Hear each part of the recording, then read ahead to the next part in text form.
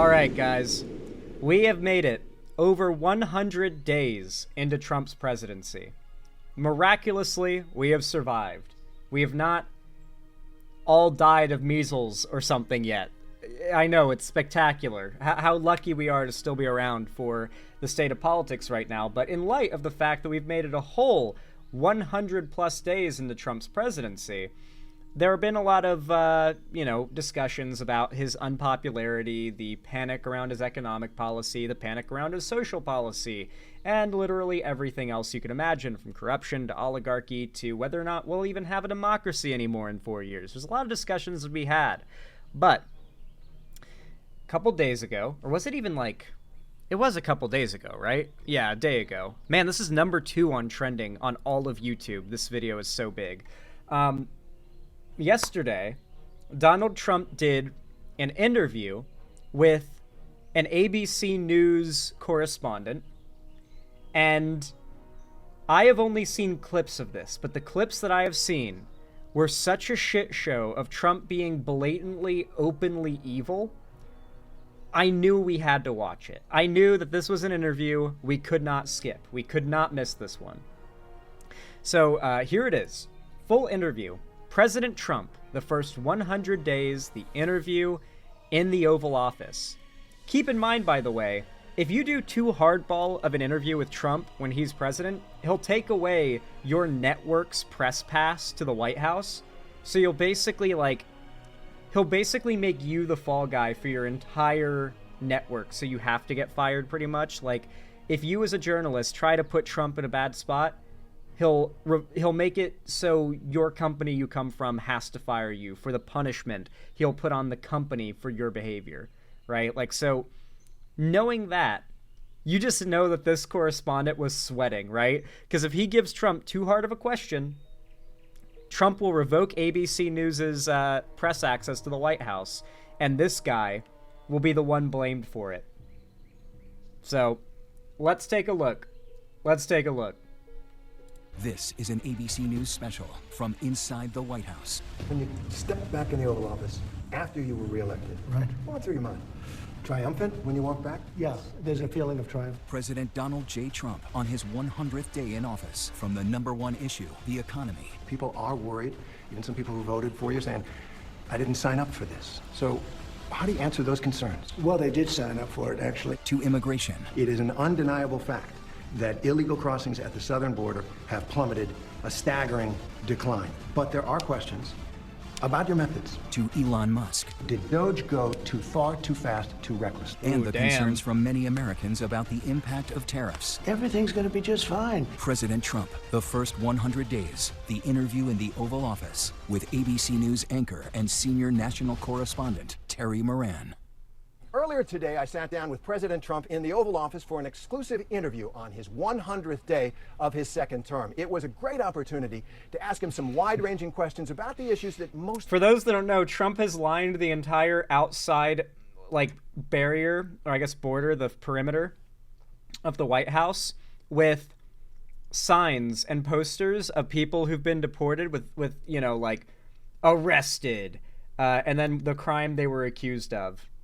With a red background and big white text. That's what you're seeing in the background, is Trump's bragging wall of people he's deported. I did not know that. What the fuck? Yeah, he put this in place yesterday, I believe. So this is a last couple days thing. That's why you probably haven't heard that he's done this. The whole White House lawn is lined with the faces of people they've deported. Concern so many Americans. We talked about the economy and his tariffs. We talked about immigration and those deportations. And you can see here the White House has put up some posters that they say show some of the violent criminals that have so far been deported. We talked about a lot more as well. The president's answers were provocative, at times combative, and always he was strong in his convictions about his policies. But before we get to the interview, we begin tonight with a look inside the Oval Office that Donald Trump has transformed. Hello, everybody. How are you? This is the Oval Office. This is the Resolute desk, which is really something very spectacular. There's nothing quite like it. And they give you a choice of about 7 different desks, but this is the one I chose. Ronald Reagan had it. I'm not going to lie. If Trump keeps acting like the literal Antichrist, I might become a Christian convert. I make this joke because literally earlier today I was thinking about this, that like Trump literally reads like a demon out of the Bible. Someone mentioned that this behavior is demonic, but like, full disclosure, Trump and the average demon from the Bible, 1-to-1. All right, like 1-to-1. Trump, at the very, like, I wouldn't be surprised if Christianity ends up being real. Trump is definitely possessed by a demon. Just straight up. FDR had it. A few people had it, but I found it to be the most beautiful. It is amazing. This is an amazing space, and amazing, maybe architect. My mom is Christian and thought Trump was the Antichrist and gave me a list of reasons why. It was very well done. It's because, well, if you know the comparisons are blatant. Like it's there. Actually wonderful, but amazing for what it represents. It represents the U.S., and if properly used, a lot of good things can happen. And I see Ronald Reagan over there. Yeah, Ronald Reagan. Of course, he went with Reagan's Being in the desk. Oval Office is very important. See Ronald Reagan here, and put him a little bit larger. It sort of seemed to fit very nicely. You have Democrats a little bit. You have Franklin Roosevelt. Franklin Roosevelt. So you Democrats look at that picture a little and bit? People say, well, what's he doing up there? But look, he was a serious president, whether we like it or not. He was a four-termer, and went through a war. You have Lincoln. Oh, he likes him because of the war, like getting 4 terms in office because the delay on election due to wartime. This is like the one exception legally where a president can sit longer than their term, and that is in like the state of war. Like if we're actively in some serious ass war, you can't do an election because all the men are fighting at war. So, and you also don't want a power switch at a time like that too. He was elected 4 times? Really? Oh, so that's just straight up like Trump just has him there to be like, hey, see, he did it. He did it. Like, I'm going to do what he did. That is the only thing about him that he likes, guaranteed. Guaranteed. I thought he was still in office because wartime. That was my understanding. of Washington, but you look over here, that's Monroe, the Monroe Doctrine. Why is he up there? I think the Monroe Doctrine was pretty important. You know, that was his claim to fame. And that painting Over here, is you have rough. the original of Abraham Lincoln and George Washington, and of course you have the Declaration of Independence. What does it mean to you? Well, it means exactly what it says. It's a declaration. Is that the actual Declaration of Independence? There's no way it is. That's got to be a copy. That's got to be a copy, right? It's too high quality. Look how clean it is. That's not the original, right? Like the original's in like the Smithsonian or something, surely. Yeah, Nicolas Cage. Nicolas Cage, where is it? I've never seen the movie where Nicolas Cage steals the Declaration of Independence, believe it or not. I've never seen that movie. I thought the OG is in the National Archive. That is where it would be. Okay. All right, makes sense. There's no way that's real, dude. There's no way it's the real piece of paper. Okay? That is not a 400-year-old piece of paper. What does it mean to you? Well, it means exactly what it says. It's a declaration. It's a declaration of unity and love and respect, and it means a lot, and it's something very special to our country. Lincoln's portrait up there. I'm not familiar with that one, but I think when I'm looking at that famous line in the second inaugural, with malice toward none, with Right, charity toward right. all. Is that- Well, he was a great president. He went through a lot. And the Oval Office is always changing between presidents. And that changes, says yeah, something. it does. What does this say about how you feel about the country and the office? Well, I think it says I love the country. I mean, I'm putting pictures of presidents up that have never What is that gaudy fucking gold disc he has behind him? Is this some kind of like WWE or something? Is this presidential he has in the background, or is this something that he owns that he had put in the background? What is that? Like, I can't even recognize. I just know it's gold. It looks like it could be like a seal. It looks like it could be the seal, maybe, like, because you got the ring, and I think I kind of recognize that. It could also just be like a TV award or something like that. I don't even know. Someone find out what that gold thing is. been up. Pictures that weren't largely used, and in many cases, great men, in this case men, but great men of great achievement. And you're every detail, it seems. Yeah. This is your office. I'm a very detailed person.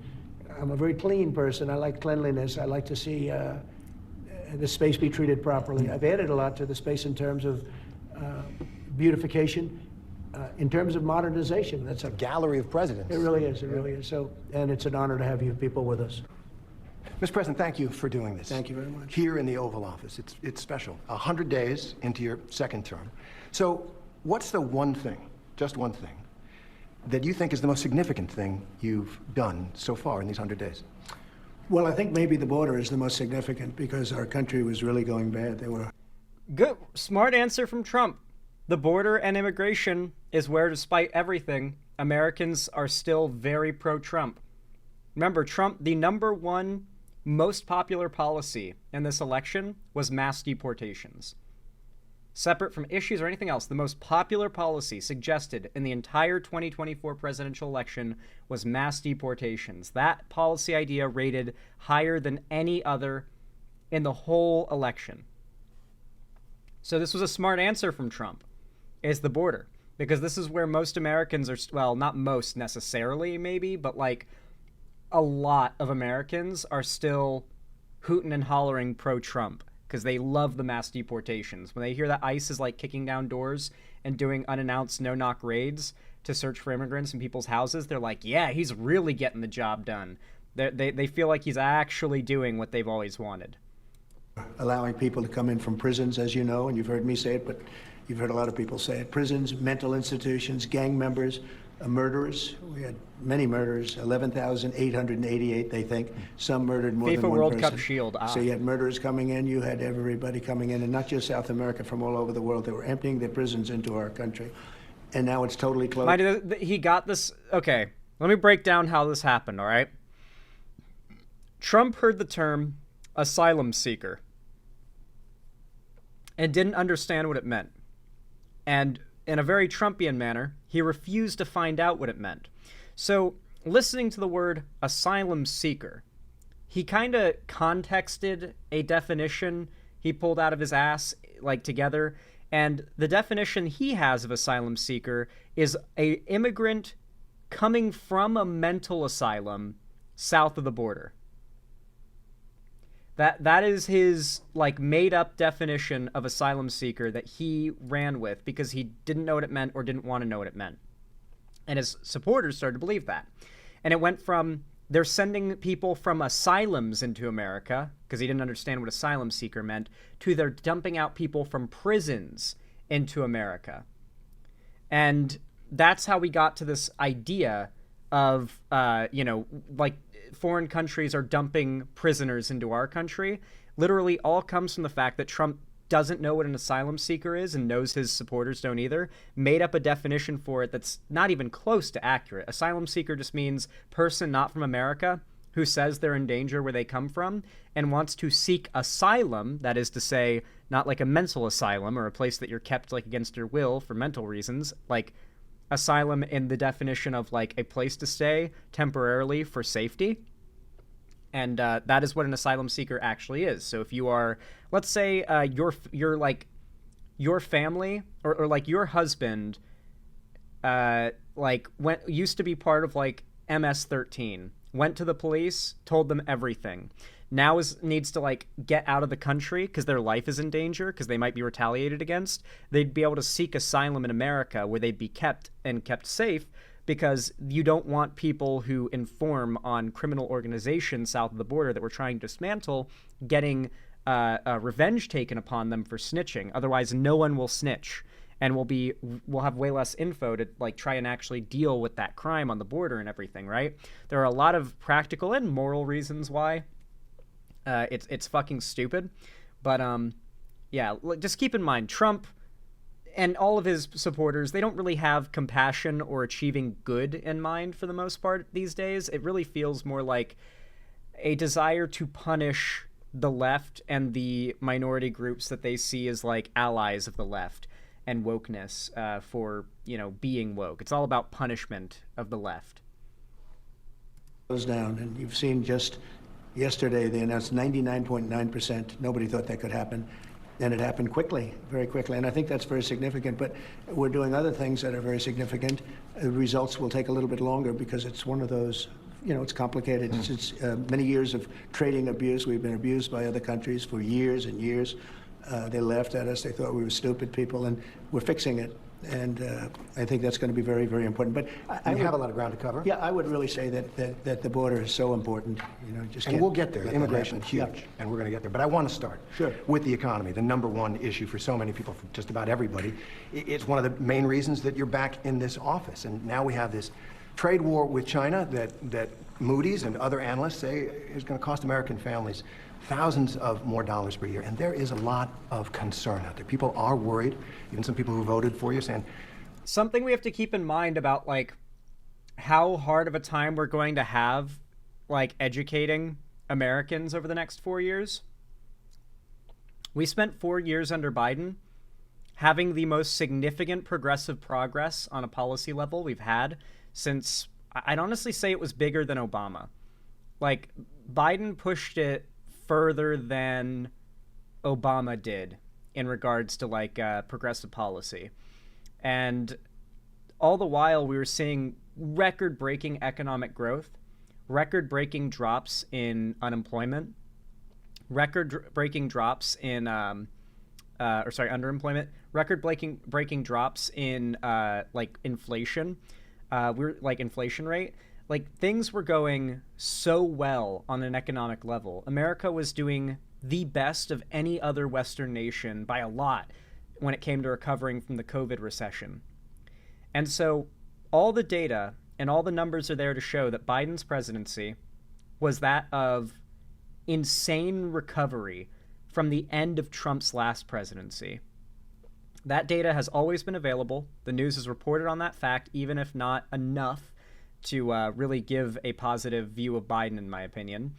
But all that happened, and the narrative that Trump was able to run with after destroying the economy and Biden fixing it, not even that hidden. It wasn't even a Trump inherited a good economy and then destroyed it slowly so that the next Democrat takes office and has to deal with the consequences.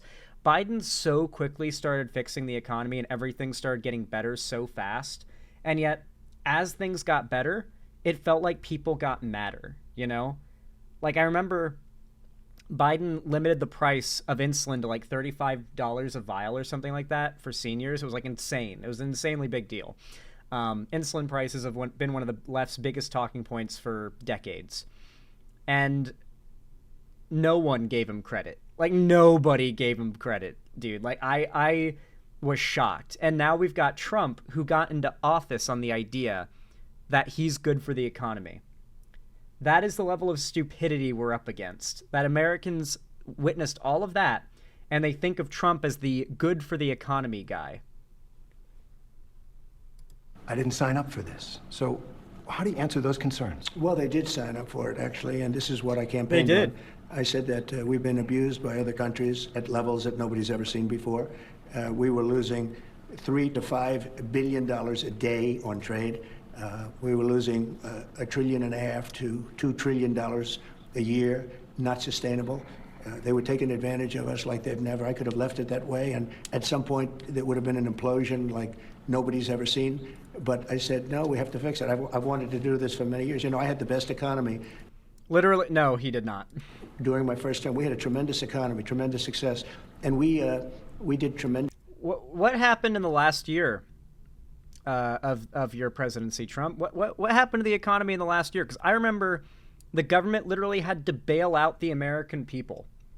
The government literally had to write checks to keep people from going homeless at such a level and such a scale, America would have fallen apart. That's why the government literally had to send out stimulus checks. Trump didn't even want to do the stimulus checks and insisted the only way that it was happening was if his name was on them. That's why if you got your stimulus checks, Trump had his name emblazoned on it, was because the only way they could get the stimulus check bill to pass so that the funding could be allocated to it so we could all get our checks was if Trump refused to let it pass and told Republicans not to let it pass unless they agree to let his name be emblazoned on it because the election was coming up. And he wanted everyone to think of him as the guy who sent them thousands of dollars in stimulus. Literally the money president from Smiling Friends? Yes, Trump is... He's literally the money president. That's how people think of him. Tremendous numbers of tariffs we took in a lot of money from tariffs, China in particular, hundreds of billions of dollars in tariffs. We had no inflation, as you know. We had an incredible economy. We're given credit for a great economy. But literally every economic expert at the time was like freaking the fuck out over Trump's steel tariffs on China in his first term. That was like the big economic thing that Trump did in his first term, was like the occasional aggressive tariff. And every time it happened, economists panicked. And it was only economists talking about it. I saw no one else talking about it but economists and like really like boring men in suits on the news, right? And like now Trump's entire policy economically is just tariffing the whole world, and now it's what we're mainly focused on. But I assure you, even if there wasn't as big of a freak out back then, when Trump did the tariffs in his first term, it was a nightmare scenario. He has an obsession, by the way, with tariffing inputs, raw materials. In the case of China, in his first term, steel. He tariffs steel. Let me repeat that in non-economic ease, in economics 101 ease. Trump put a tax on steel sold by Chinese companies and shipped into America, making it more expensive to buy raw steel to be used in manufacturing here in America. As in, the guy whose goal is to boost American manufacturing doesn't know the difference between products and inputs, tariffs everything that comes in, and now we're going to have a crippled domestic manufacturing sector because Trump doesn't understand you never, ever tariff inputs. There's no reason to ever do it. We don't have shitloads of iron mines here in America, okay? We can't get all of our steel from America. We can't get all of our, we can't do all of our wafer production here in America. Trust me, you don't want America doing all the wafer production. Like there's certain types of production you don't want done here in America. There are certain types of the resource procurement we can't or don't want to do here in America that we want to get from other countries.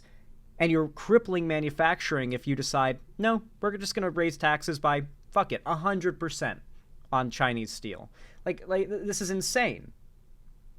Said we have to fix this, otherwise it's just not self-sustaining. Well, one of the things you ran on was you said you'd bring prices down on day one, and that it would happen fast, and that it would happen fast. I and have.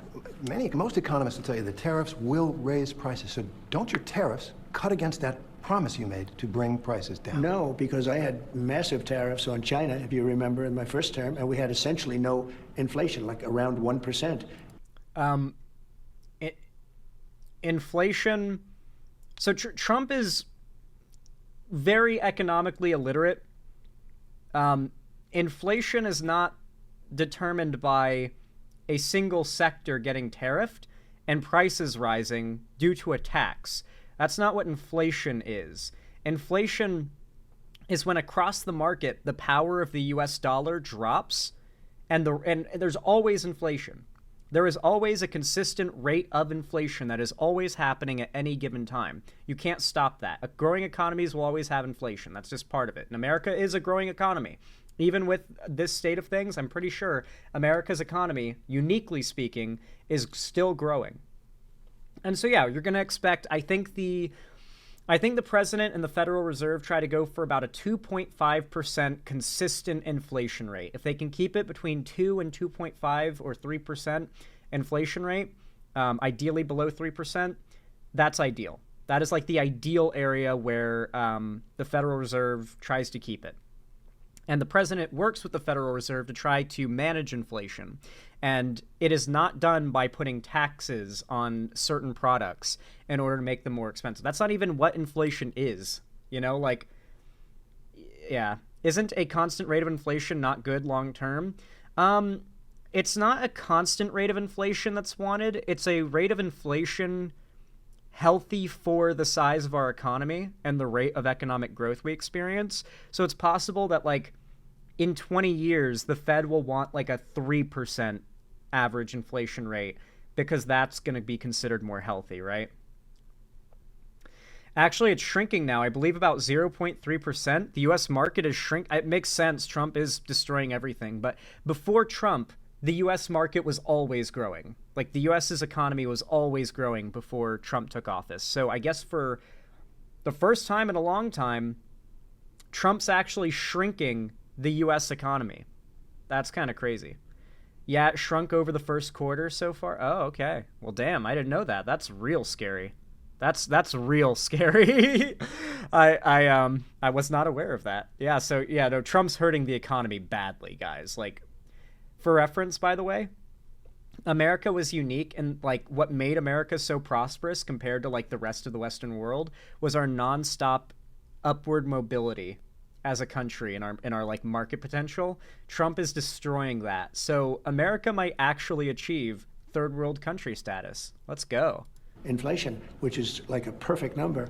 And then when Biden took over, it went through the roof. It went to probably the worst inflation we've ever had. He can't give a single number as an example, by the way. Notice not at any point when given, like when it's obvious that he should, will he give an example number? Because he doesn't know any of the data, any of the stats, any of the numbers. He doesn't know what the highest inflation rate was under Biden. He doesn't know what the current inflation rate is under him. He doesn't know what the lowest inflation rate was under his first term. All he can say is, oh yeah, it was really low under me, and it was really high under Biden, and now I'm making it really low again. He doesn't know the numbers. He couldn't cite them if he wanted. He's just hoping to God the majority of people don't look into it. And they don't. It is, to be fair, he puts his hopes in the right place in hoping that the majority of Americans are stupid, ignorant, and confident enough that they will not fact check anything he says. And inflation, which is like a perfect number. And then when Biden took over, it went through the roof. It went to probably the worst inflation we've ever had. I mean, we had an inflation nightmare. Now, if you look at what's happening now, we're only there for 100 days, as you say.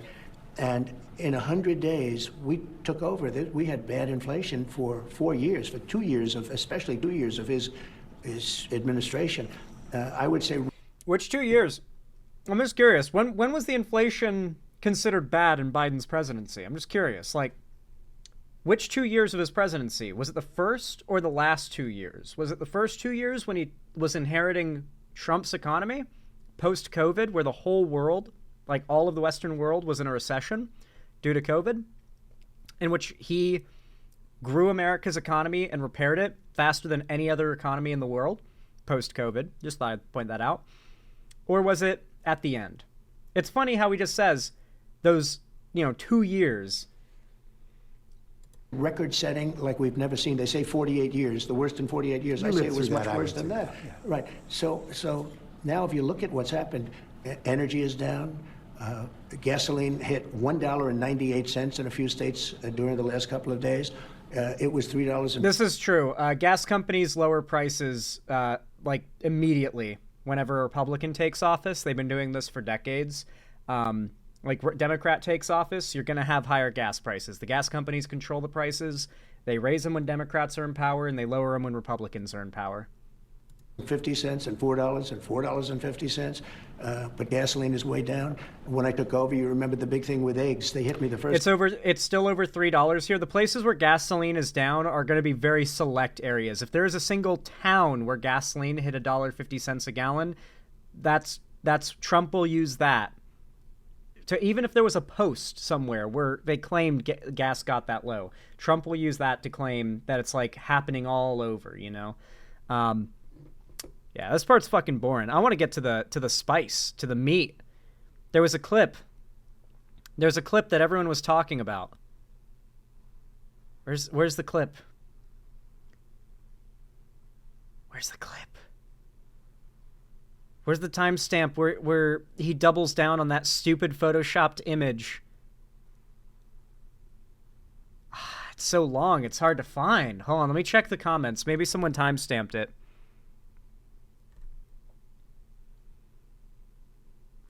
Why didn't he let Trump show him the MS-13 picture? What a lost opportunity for a meltdown. It's like arguing with your drunk uncle at a party. I keep having to check if I'm watching an SNL skit. I don't have 100% confidence we'll finish this interview. Interviewer, we will. Face it, billionaires aren't rich because they work hard. They're rich because they're picking your pocket. True. Fuck, man. Where's that link? Or where's that timestamp? The MS-13 clip is what I'm trying to find. Oh, man. Oh, man. Is there a transcript? Yes, there is. There is a transcript. Good. Okay. Because this is 45 minutes. You know, we can't watch the whole thing. MS-13. Is that the only place it shows up? Oh, it doesn't show up at all in the transcript?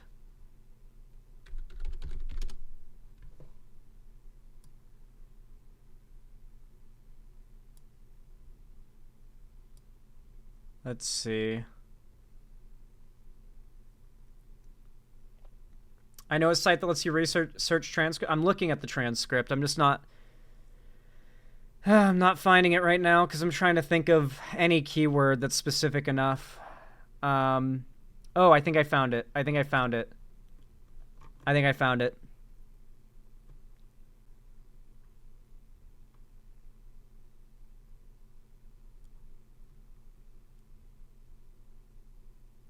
All right, here we go. Here it is. Here's the segment that everyone was talking about. I think I found it. I think this is the bit that I saw clipped that I wanted to see the full context of. Okay, let's move on to immigration. And as you said, it is an undeniable fact that illegal crossings at the southern border have plummeted, a staggering decline. But there are questions about your methods. And so I want to ask About my message? Methods. About your methods, how you're Well, they accomplishing seem to this. work. Do you acknowledge that under our law, every single person who gets deported gets a hearing first to make their case? Well, are we talking about people that are citizens of our country or not? No, you're not deporting citizens at this point. Well, let me ask you, did they get hearings when Biden allowed... Yeah, so Trump is very openly and publicly of the opinion that if someone is accused, keyword accused, of illegal immigration, then they should not receive due process. That is to say, they should not get the rights that you get as an American citizen when you're arrested, such as like right to a quick and speedy trial, all that, like basic due process, right? Your Miranda rights, all that. Trump believes if you are accused of illegal immigration, it should be assumed you are guilty and the acts that you would normally do to an illegal immigrant immediately taken, because if you are an illegal immigrant, then you wouldn't deserve or receive due process at all because you're not an American. So it's this tricky little game of we can accuse whoever we want of being an illegal immigrant, and under the assumption that they're guilty, they don't deserve due process, so we're not doing that. Funny how the Constitution says anyone in this country gets a trial, citizen or not. Yes, the Supreme Court has demanded that Trump bring back several people that he's had deported with no due process, but Trump just said no to the Supreme Court. Like, he's outright said, I refuse to listen to the courts. The courts can tell me to do this. I'm just not going to bring them back. That's part of the clip we're going to be watching in a moment. 21 million, because I think the number's 20 million people to flow into our country. You had 21 million people that came into our country through a stupid open border, and they were prisoners, and they were... Is that quadruple the actual number now? Or are they still doubling it? Because, like, I remember J.D. Vance had set a number that was, like, really big for illegal immigrants, and I fact-checked it, and it ended up being double the actual number, like exactly double. Like, they took the real number and doubled it. Exactly. Like, to the digit, they doubled it. It's actually really blatant and hilarious. So, like, is it 20 mils the number over, like, 20 years? No, I think it's something like... It's either 11 million. Like, I think it's literally double. Like close to double. Like, I think it was 11 million or something like that. And now, or like 11 or 10.5 million illegal immigrants came into America, like, period, over the course of, like, a given period of time, or there are, like, 10.5 million illegal immigrants in America, or undocumented immigrants in America. And the number they push is, like, the 21 million one. I'm pretty certain. Let me actually just fact check it now. Fuck it. He said illegal immigrants, right? Let me make sure we're searching the right thing. People to flow into our country. You had 21 million people that came into our country through a stupid open border, and they were... Okay, so presumably he means illegal immigrants, right? Number of illegal immigrants in America. In 2022, an estimated 11 million unauthorized immigrants resided in the U.S. Okay, yeah, so it is 11 million. They doubled it. So yeah, he's using the same number J.D. Vance does. So they push that it's 21 or 22 million. They switch between those. The real number is in fact 11 million. So they literally just took the real number, doubled it up because it wasn't scary enough. Prisoners, and they were people that you don't want in many cases in our country, right? They came from all over the world. They came from the Congo. They came from South. They came from all over the world. We're talking about some of the roughest countries in the world. They had... Remember, if this reporter says, Mr. Trump, that's a lie, the number is actually 11 million, there's a good chance that he revokes ABC's press access to the White House. They had here, including terrorists, by the way. Now, but did we give them a hearing when they came in? Well, the law requires that every single person who is going to be deported gets a hearing first. Well, Do you acknowledge that? I'll have to ask the lawyers about that. All I can say is this: if you're going to have 21 million people, I'll have to ask the lawyers about because that. they're criminals, we're going to have to act fast. We can't. Do you think we can give 21 million trials? Let's say each trial takes 2 weeks.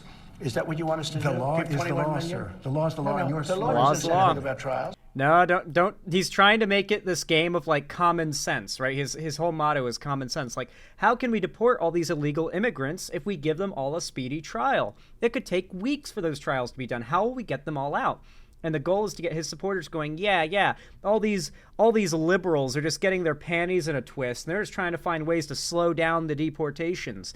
Trump's right. If we're going to get this done, it's got to be quick. You can't be giving all these people trials. He's trying to appeal to that idea because otherwise you might realize, holy shit, Trump is literally going against the Constitution. As the Supreme Court says, Trump, you're going against the Constitution. Stop.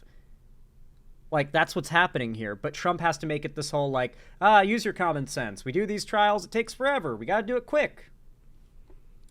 No, not trials, hearings. I said These hearings. people came in, they're not citizens. They came in illegally. They came into our country illegally. We have to get them out. There's a legal process for that. I can't, sure, and we follow the legal process. I can't have a trial, a major trial for every person that came in illegally.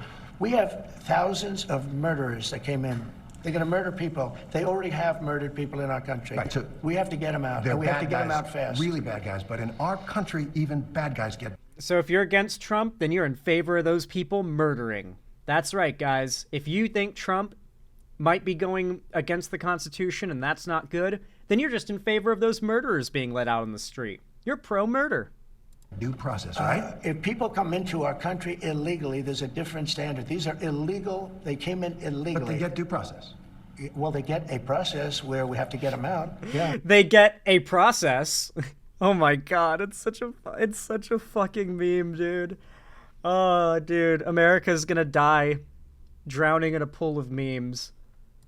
Okay, let's talk about the Venezuelans. They get whatever my lawyers say. Right. All right, let's talk about the Venezuelans. You deported more than 200 Venezuelans to that prison in El Salvador. You say they're violent, they're gang members, they're terrorists. Many of them don't have a criminal record at all. Well, but I want to... I'm not so sure about that if you take a look. I want to read you something. Excuse me, when you look at those people, they were violent people. They were violent. He's gonna emphasize no examples and no like actual like data. Like he could say, yeah, the Bureau of Justice Statistics says that like this percentage of this group have connections to like or have this percentage of likelihood to be involved in these crimes. He could have stated or pulled from or twisted any statistic possible. The most they'll do is that one number, 22 million immigrants, which is just double the real number. The real number of illegal immigrants is 11 million, so they made it 22, exactly double. And they peddle that number endlessly, and that's the only number you'll hear any of these dumb fucks citing. But many of them don't have criminal record at this point. I don't know. That's what you say. Oh, it's based on their lawyer, what their lawyers have said. Okay. Joe Rogan said this. Joe Rogan, one of the leading podcasters, Trump supporter. Okay, so recently, Joe Rogan, he's probably going to give the context here. Joe Rogan gave the most milquetoast criticism of Trump ever recently.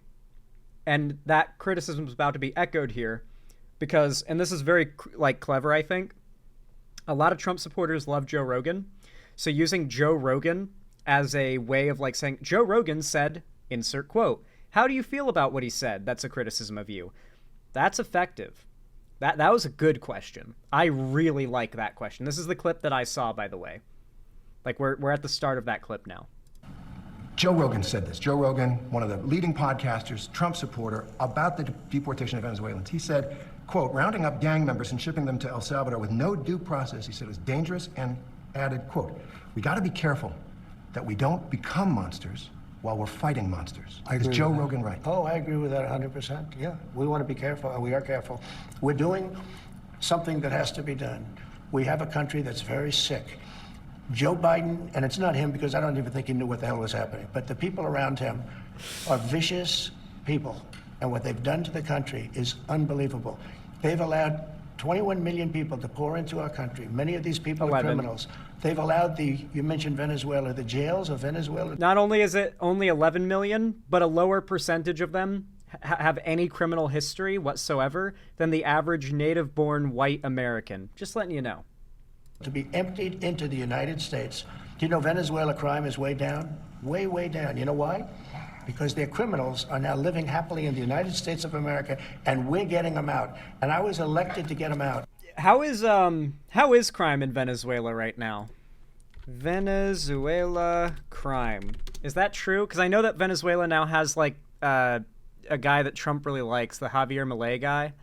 Venezuela has a high crime rate, particularly for violent offenses like homicide, robbery, and kidnapping. The country has ranked among the most violent in the world for several years, with homicide rates exceeding 80 per 100,000 inhabitants at one point.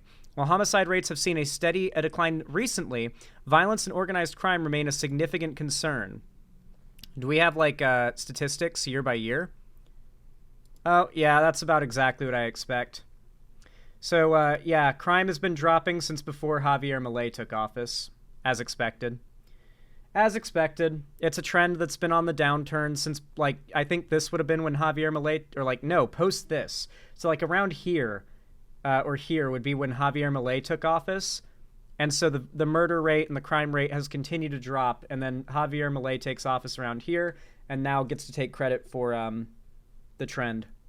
Milei is Argentina. Oh, okay, my bad. Mixed up Argentina and Venezuela. My bad. They end in and they're in South America.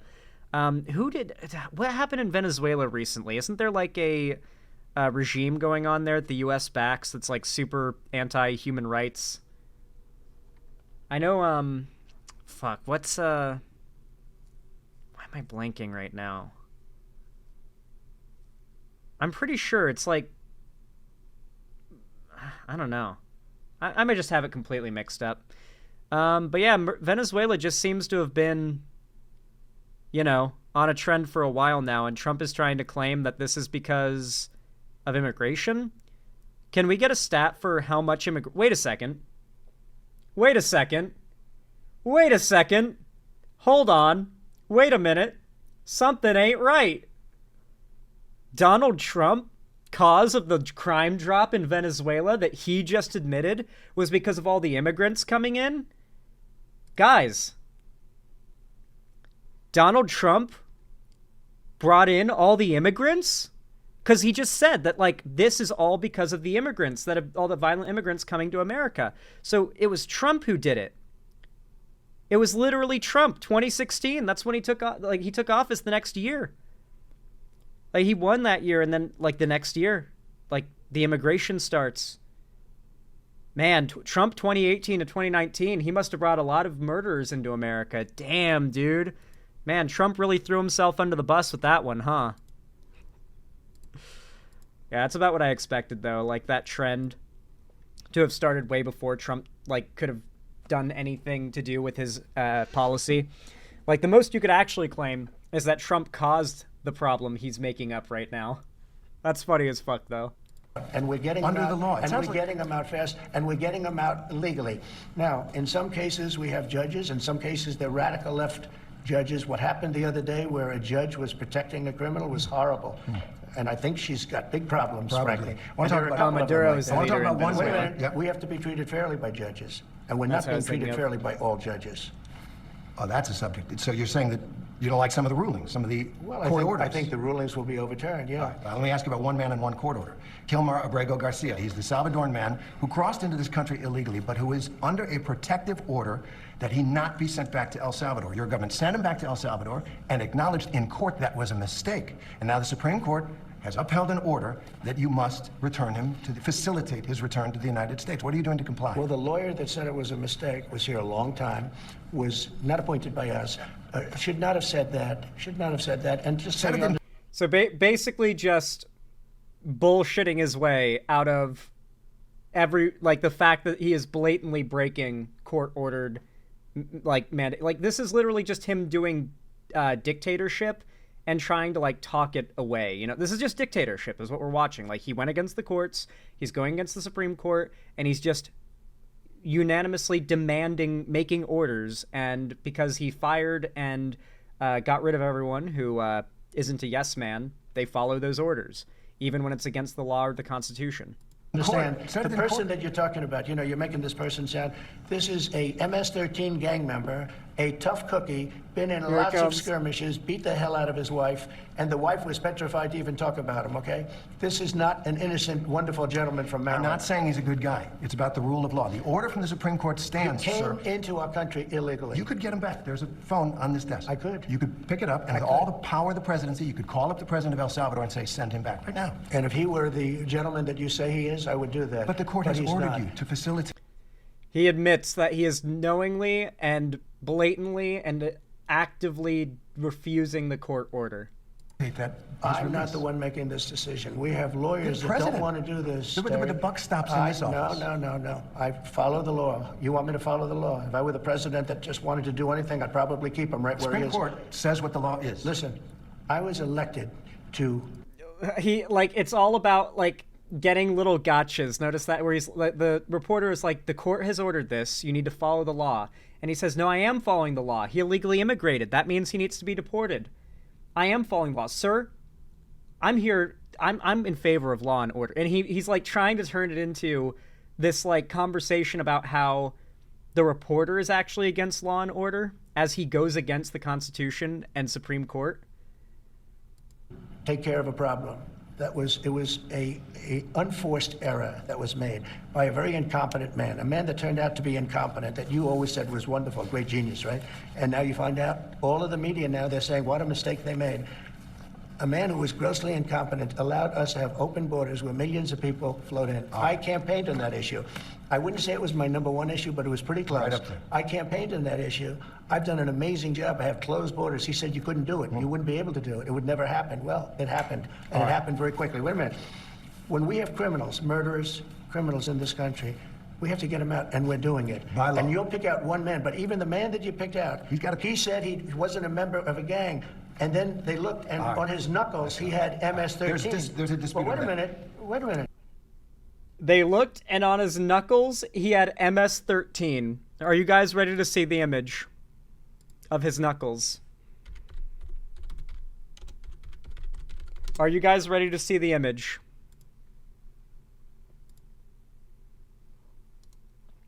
This is the image Trump posted, because the claim comes from him. This is the image that Trump posted, claiming he had MS-13 posted on his knuckles. Kilmar Abrego Garcia, MS-13 tattoo. These are Trump's hands holding them, by the way. So if you've never seen a more blatantly... This isn't even Photoshop, okay? Because Photoshop would look easier... It would be easier to make it look real if it was Photoshop. This isn't just Photoshop. This is somebody grabbed a picture of his fist and then used Paint, Microsoft Paint, the tool on Microsoft Paint, to type out an M, an S, a 1, and a 3, misaligned on each knuckle. Do I have to prove to you guys this isn't a real tattoo? You can see the real tattoos right below the fake, like, photoshopped bit. I'm pretty sure a progressive photoshopped this as a joke. And he, like, didn't even take time to match the ink. It's such a bad fake that it's like, this is what fascism in America will look like, okay? This is how fascism in America will look. It will be this peddled to you as the truth. And millions upon millions upon millions of Americans pretending to fall for it. Because they want for it to be true. How does he fall for this? He didn't. Trump damn well knows it's not real. He knows it's fake. They all know it's fake. There's a reason MAGA is pushing it and pretending it's real. They know it's fake. It's about pretending they think it's true. You can't prove they don't think he's part of MS-13, and that's the point. We watched the alt-right playbook series. He talked about this. When they make an insane claim like this, it's not about the fact that it is true. It's about the fact that you can't prove they don't actually believe it's true. That's what this is about. Anyway, guys, if somehow, despite the absolute insanity of this entire situation and the fact that America is blatantly falling into fascism, please, I hope you enjoyed this video. I really do. I really do. And if you did, if you watched this far and you want to let me know you saw all the way to the end of the video, then consider commenting down below.